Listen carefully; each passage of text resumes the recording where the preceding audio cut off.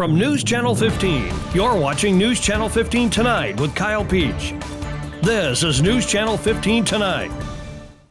Hi, good evening and welcome into News Channel 15. I'm Eli Grimes. Let's take a look at tonight's news. Our first story, WFIW reports a diesel fuel spill was discovered Sunday afternoon in the Johnson Creek area of Leo French Park, prompting immediate response from city officials and cleanup crews. Mayor Gary Moore provided details of the incident, explaining that diesel fuel was detected in Johnson Creek, leading to that immediate investigation and cleanup effort. Moore, along with Fairfield Fire Chief Andrew Miller and water distribution personnel, conducted an initial investigation by inspecting storm sewer covers to locate the source of that leak. The investigation traced the source to the old Fairfield power plant, where officials discovered that someone had tampered with the diesel tank shutoff valves. A police report was filed with Fairfield Police regarding the unauthorized access to that facility. Police Chief Ben Lewis confirmed that the investigation is still in the preliminary stage. The city responded quickly by bringing in a specialized cleanup crew from Effingham on Sunday afternoon to assist with the diesel fuel removal. The cleanup efforts included deploying absorption pads and containment measures, including a specialized sock to manage the contaminated water flow. Mayor Moore confirmed that the Illinois EPA was notified and has been actively involved in overseeing the situation. The containment efforts were aided by an exposed sewer line crossing Johnson Creek, which inadvertently acted as a barrier, preventing downstream contamination. The city is implementing additional measures, including the installation of skimmers in Johnson Creek to collect hydrocarbons. The EPA has approved the city's response measures and continues to monitor the cleanup progress. On to area court news. WFIW says 39-year-old Attila J. Caldwell of Fairfield, a former charge nurse supervisor at Fairfield Memorial Hospital, avoided multiple felony convictions last week by pleading guilty to a misdemeanor charge. Police responded to Caldwell's home last April following a domestic dispute and discovered drugs and firearms. This led to 5 felony charges, including possession of meth, possession of a sawed-off shotgun, possession of a silencer, and FOID card violations. During a hearing in Wayne County Circuit Court last Thursday, State's Attorney Kyle Ellis approved a plea deal in which Caldwell pleaded guilty to a Class A misdemeanor for possession of drug paraphernalia. As part of the agreement, all felony charges were dismissed. Additionally, charges of driving without insurance and driving on an expired registration were dropped. Judge Matt Vaughn sentenced Caldwell to 60 days in the county jail, but the sentence was stayed. Caldwell was also ordered to complete 24 months of court supervision. In December of 2024, the Illinois Department of Public Health suspended Caldwell's nursing license for at least 6 months due to meth possession. According to IDPH records, Caldwell's license remains suspended. WFIW also reports that following a 2-week coordinated operation led by the FBI, 8 individuals are facing federal charges related to distributing meth or possession with intent to distribute in southern Illinois. A federal grand jury charged the following: Sarah L. Elverd, 35, of Centralia, with 1 count of possession with intent to distribute 50 grams or more of meth; Alan D. Fleming, 41, of Mount Vernon, with 4 counts of distribution of meth; John A. Fowler, age 49, also of Mount Vernon, with 8 counts of distribution of meth; James B. Lockwood, 43, of Mount Vernon, with 4 counts of distribution of meth; Cedric R. Long, 32, of Bluford, with 2 counts of distribution of meth; Christopher L. Webb, 38, of Mount Vernon, with 1 count of possession with intent to distribute meth; Scott T. Miller, age 40, of Centralia, with 2 counts of distribution of meth and 1 count of possession with intent to distribute meth; Damian D. Thrakel, 39, of Mount Vernon, with 1 count of distribution of meth. Additionally, 3 individuals were arrested on state charges in Jefferson County. Janae Branch of Mount Vernon pled guilty to conspiracy to distribute and was sentenced to 12 years in prison. Anthony Smith, also of Mount Vernon, faces 1 count of conspiracy to distribute meth.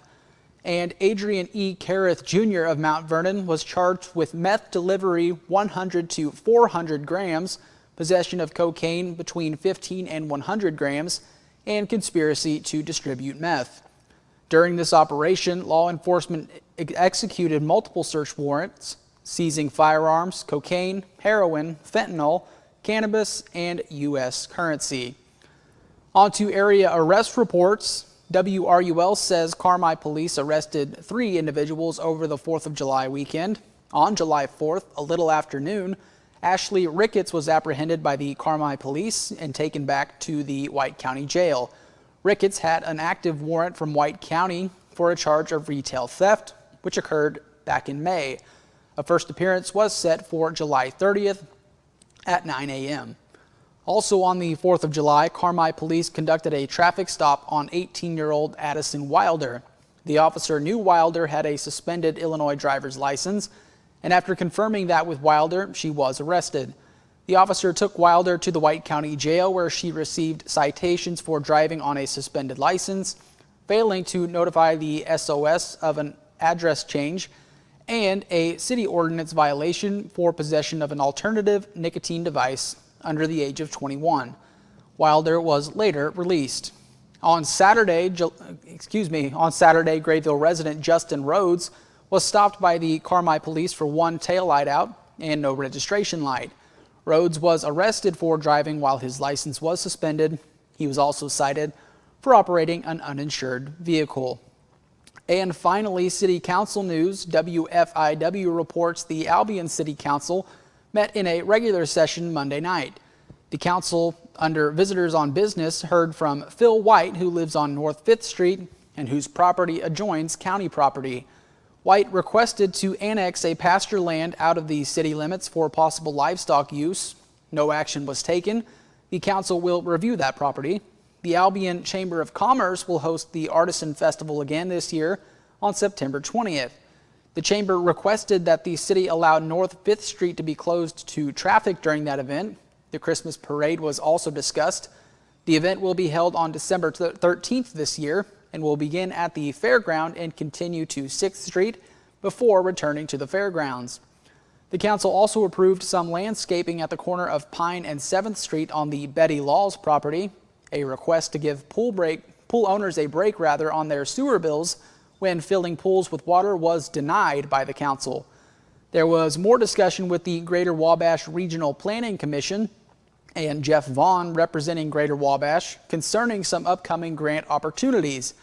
A $1 million grant will become available at some point, and it is felt by the council that at some point the sewer lagoons will need a major overhaul. In order to meet some of those terms of the grant, sewer rates will need to be increased as much as $11 per month. The Fair Parade route is up in the air due to the detour route needing to be changed due to a bridge being out. A permit from the state is needed to detour traffic for that parade. Work is about complete on the plugging of one of the city's water wells, and also 2 leaks have been repaired at the well site.